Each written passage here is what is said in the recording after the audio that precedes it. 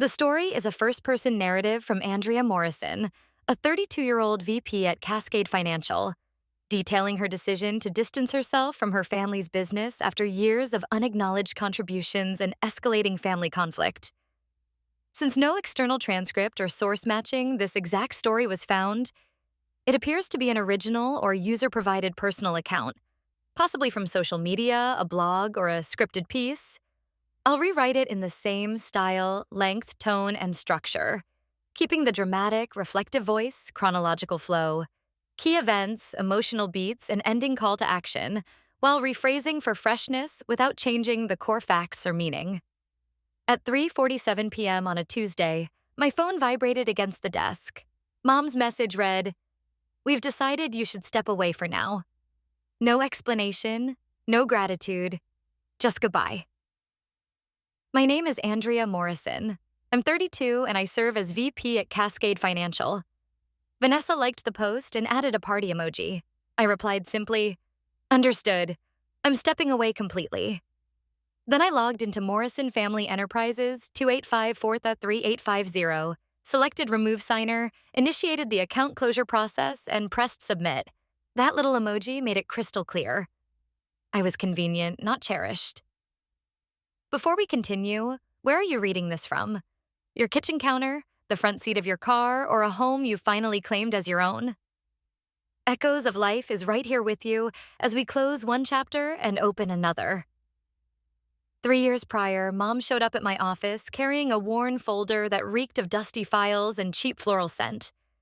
Her previous venture had collapsed in the recession's aftermath. This new venture, she promised, would turn things around. A property management firm handling commercial rentals, repair teams, supplier agreements. She had connections. What she lacked was funding and credibility with banks. "Just get me through the door," she pleaded. "Your name opens doors." She framed it as family loyalty. I saw it as exposure, but I signed anyway. I reserved meeting rooms during lunch hours. I pushed financial models across glossy conference tables. I revised forecasts long after midnight, still dressed in office attire. My printer ran while the rest of the city slept. I rehearsed her pitches, coached her on phrasing. Vanessa joked that I was moonlighting as a banker at every family meal.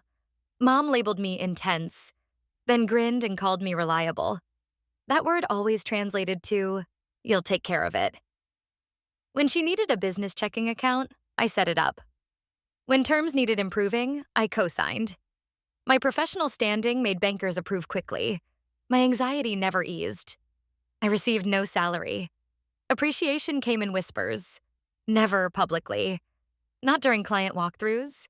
Not when old acquaintances marveled at her recovery. 2 years back, I purchased my condo independently.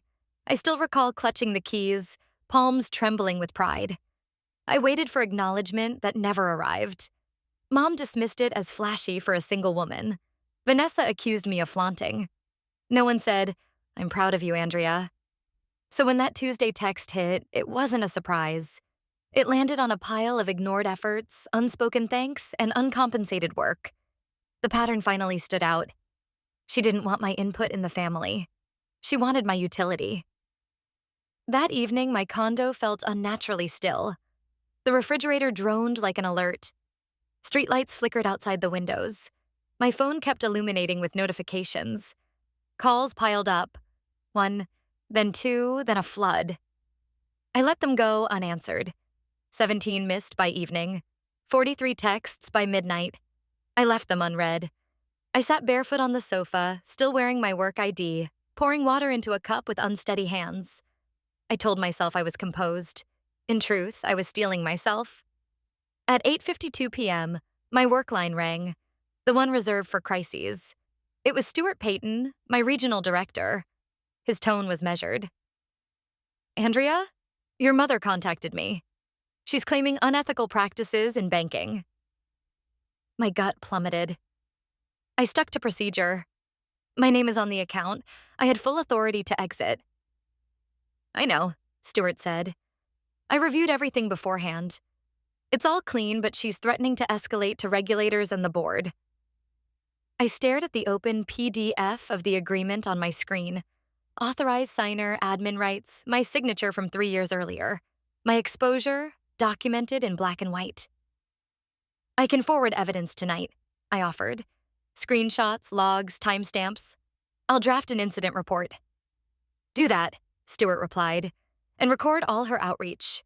We'll back you, but stay meticulous. After we disconnected, tears didn't come. Not then. I started an email instead. Subject: disclosure of family-related conflict. CC'd compliance, attached proof. Then I messaged my attorney, Catherine, the one who handled my condo closing. My mother is aiming at my employment. Guidance needed. Send. Cursor blinked. Another buzz. I opened one text. No remorse, just, "You're tearing this family apart. Fix it now." That's when the truth hit. This wasn't about separation. It was about forcing my return on her terms. She didn't seek breathing room. She sought control. If this were your situation, what would your next move be? Comment 1 if you'd stay silent and wait for things to calm. Comment 2 if you'd establish a firm boundary. All in writing.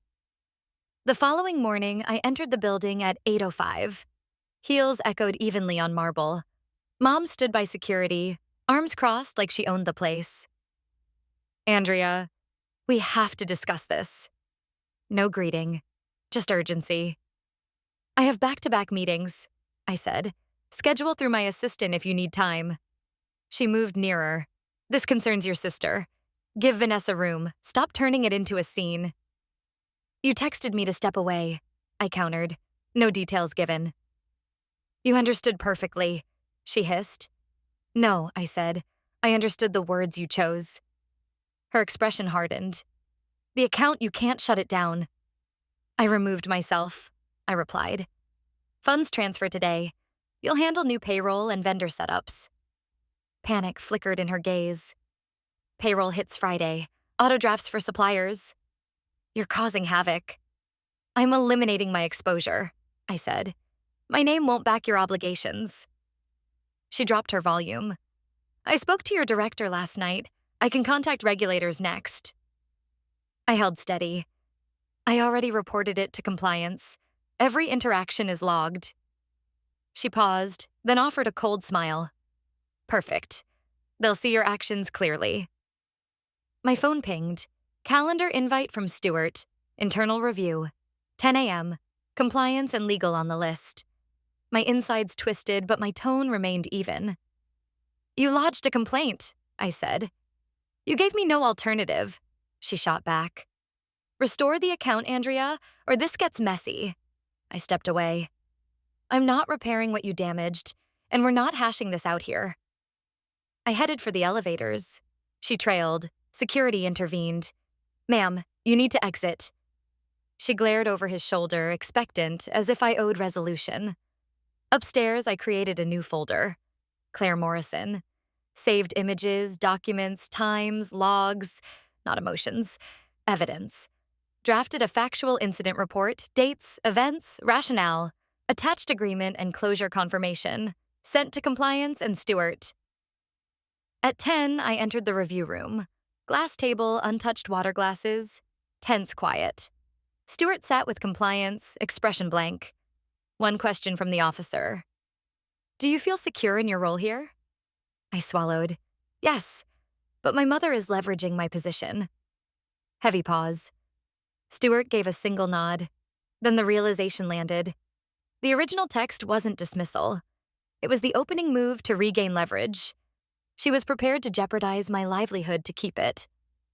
By noon, compliance wrapped the review. Actions authorized and fully documented.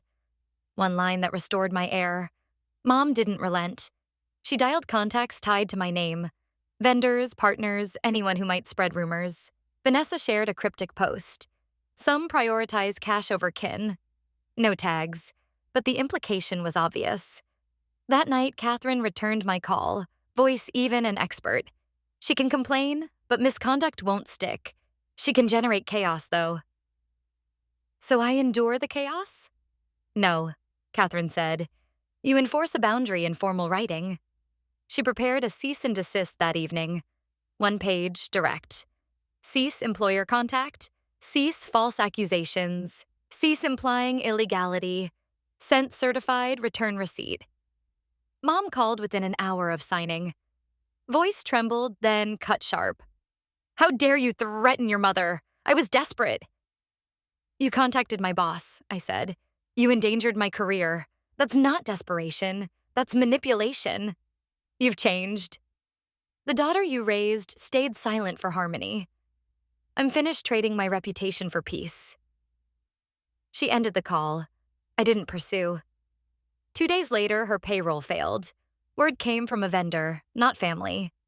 Your mom's setup is in disarray, staff unpaid. A pang hit my chest. Consequences aren't cruelty. You can care deeply and still reject responsibility. An email landed from an anonymous sender. You deserve the truth. A former staffer. Checks bounced post-transition. Mom blamed me in team huddles. Vanessa labeled me erratic and vengeful. I forwarded to Catherine.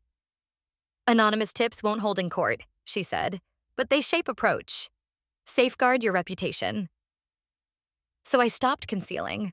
No public family venting, no online debates. Instead, I showed up visibly for positive reasons. Spoke on banking ethics at an event, joined a financial education nonprofit board. Met people directly, composed and direct. At the office, I locked down personal requests, no family shortcuts, all communication documented. Mom preferred chaos and feelings so she could frame me as volatile. I countered with quiet facts and kept constructing a life beyond her reach. When she lost access to me, she attempted destruction.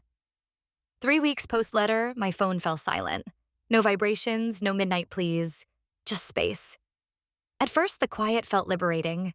Then it felt like mourning. Not for her, but for the mother I had endlessly tried to win approval from. I kept showing up. Badge clipped, coffee ready, keyboards clicking beyond the partitions. Compliance's verdict echoed, authorized and properly documented. That phrase let me exhale. 2 months on, the promotion arrived. Senior vice president. Applause filled the room. Then the car door closed, and solitude returned. That night, I brewed tea, not wine. Watched steam rise from the cup. My hands were finally steady. I began therapy with Dr. Amanda Foster. She skipped the account details initially. Why did you sign? She asked. Who were you in your family? The fixer, I said. And what did that role earn you? Silence. The truthful reply. Very little. Session by session, the dynamic emerged. Being strong wasn't praise at home. It was an unpaid duty. Always available, always obligated. I still hold love for my family, but love doesn't grant unlimited entry. Respect is the admission fee. The family chat remains. I muted it. Not for revenge, but to guard my peace. If Mom returns with genuine accountability, I'll hear her. If she returns with expectations, I'll remain absent. That line is firm. In writing, non-negotiable. Evidence over emotion. Boundaries over pleading. I didn't leave to wound them. I left to survive. If this account struck a chord, please like, share, and subscribe.